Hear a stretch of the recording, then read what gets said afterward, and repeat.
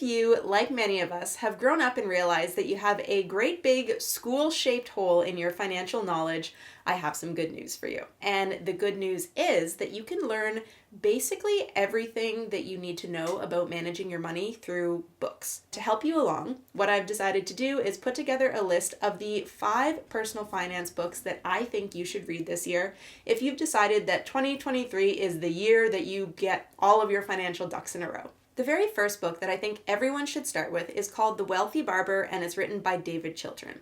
And this is a Canadian classic. There probably are American editions of it, but this is a Canadian personal finance book, and it's amazing if you're feeling like a complete finance beginner because it's short, it's to the point, it's written as kind of a cheesy story that makes the information just very well spread out. It's well rounded. The information is very accessible and not scary if you're feeling like a beginner stepping into learning how to manage your money. It's not full of tons of, acronyms and finance lingo, and really you could pick it up tomorrow starting from zero and end up with a fairly well-rounded overview of what it means to manage your money properly. The next book that you're going to want to move on to reading is called Financial First Aid, written by Alyssa Davies. This book is a deep dive into emergency funds and everything that you need to know to build a life that is protected financially from any of the potential disasters or pitfalls that might set you back along the way. And if you know me at all, if you've been around here for even the tiniest amount of time, you'll know that emergency funds are something that I'm super passionate about teaching, and I love that Alyssa has created an entire book all about emergency funds. And this is such an important book to have because the step of building financial stability is really the first step in your financial journey. You need to create financial stability for yourself before you can move on to all the fun, flashy stuff like investing. I really love this book because she's one of the first finance educators I've found who thinks about emergency funds in the same way that I do. We kind of go above and beyond just the recommended amount in your high interest savings account. We talk about how to, build out an emergency fund if you're a homeowner, how to build out a separate emergency fund if you're a small business owner, if you're self-employed, things like that a lot of people might not necessarily get around to thinking about once they just follow the recommended advice of, a few months of your living expenses saved. The third book in the list that you should read is called You're a Badass at Making Money, and it's written by the amazing Jen Sincero. So I've included this book at this spot in the list because it acts as kind of a palate cleanser between some of the other more skills-heavy finance books. So this book doesn't actually teach you any hard finance skills.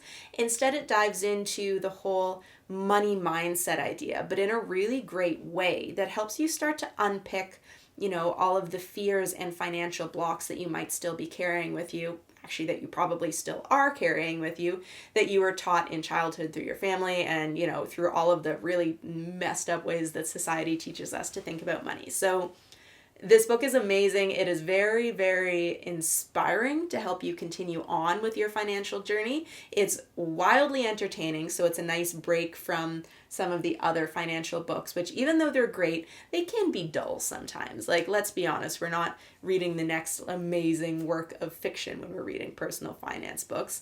The ones I'm recommending to you are wonderful, but you need something a little fun to hype it up and keep you inspired to continue on your year's journey of turning your financial life around. So pick up a copy of this book. I promise it is a personal finance book that's actually going to make you laugh out loud, which seems like an impossibility, but trust me on this. You will buy a copy, you will read the goat story, and you will be peeing yourself laughing, and you'll actually learn some really helpful finance tips along the way. Diving back into personal finance books that teach you actual hard finance skills, the fourth book that you're going to want to read is called Smart Women Finish Rich by David Bach. Now, there's a Canadian and an American version of this book, so make sure you pick up your country-specific copy. That is very important, especially when he starts talking about different investment accounts and investment strategies for different countries. So pick up your Canadian edition, and trust me on this one, don't be turned off by the fact that this is a book written for women by a male author. Typically, that's kind of not always a recipe for success, but there are no icks in this book. This is a really great book, and the author does a really good job of addressing the different finance problems that affect women in different ways than men. And this is why it's really useful to read a book that's written towards women, because there are a lot of societal factors at play in our lives still that mean that we need to look at managing our finances slightly differently than a lot of the classic traditional advice, which is directed towards men. So, for example, you've probably heard the stat that the recommended savings rate is 10%. But for women, 10% isn't actually enough when you take into account the fact that most women are paid less dollar for dollar than men. Most women miss several years of work when they're having children over the course of their lives. So this also means that they're not contributing to their CPP as much, which means they're not going to get as much in retirement. And women also live far longer than men on average, so we need more money to see us through our retirement years. So because of this, women need to save a greater percentage of their incomes over the course of their life. David Bach talks about this in this book. The other thing I really love about this book is that the chapters are structured in such a way that you can go through chapter by chapter and sort of use it as a blueprint to map out your financial progress and your financial journey. So, starting from chapter 1, moving through to the end, you can treat each chapter as a to-do list, basically, of what to do at this stage in the game to get your finances in order. And finally, the last book that you want to read in your year's journey towards financial literacy is called The Simple Path to Wealth by J.L. Collins.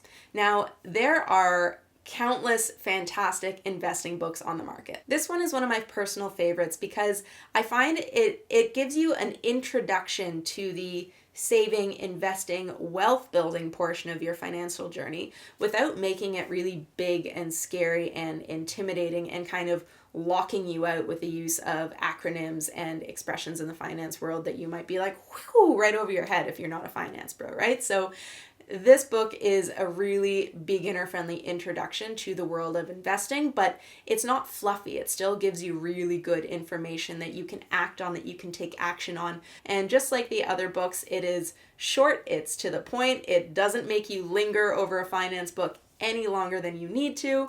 And I would say if you're at the point where you're ready to start learning about investing, start with this one first and then see how you feel, see what topics you're still rocky on to decide where you want to go from there. Altogether, these 5 finance books should help give you a really solid financial foundation to move forward with so you can start earning more money, saving more of your money, investing your money, setting up your safety nets, getting out of debt, anything like this that you want to accomplish, any of your financial goals. These books are going to help you get there.